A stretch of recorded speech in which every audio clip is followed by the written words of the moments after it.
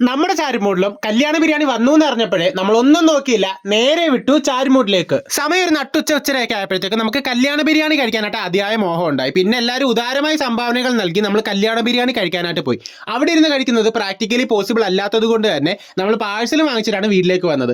എന്തുകൊണ്ട് practically possible അല്ല എന്ന് ചോദിച്ചാൽ അമ്മാതിരി തിരക്കാണ് അവിടെ. ഒരു സീറ്റ് പോലും നമ്മൾ ചെന്നപ്പോൾ അവിടെ ഫ്രീ ആയിട്ടില്ലായിരുന്നു. നമ്മൾ അവിടെ നിന്ന് ചിക്കൻ ബിരിയാണിയും ബീഫ് ബിരിയാണിയും വാങ്ങിച്ചിട്ടുണ്ടായിരുന്നു. നമുക്ക് രണ്ടും ടേസ്റ്റ് ആക്കി നോക്കാമല്ലോ. പിന്നെ പലരുടെയും ടേസ്റ്റ് ബഡ്സ് പലതായതുകൊണ്ടായിരിക്കാം എനിക്ക് നെഗറ്റീവും പോസിറ്റീവ് കമന്റ്സ് സോഷ്യൽ മീഡിയയിലൂടെ കാണാനായിട്ട് സാധിച്ചു.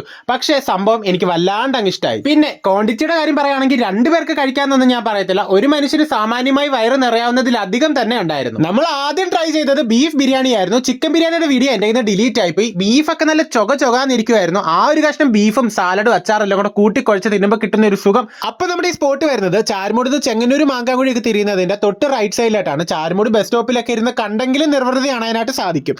Love you guys and by.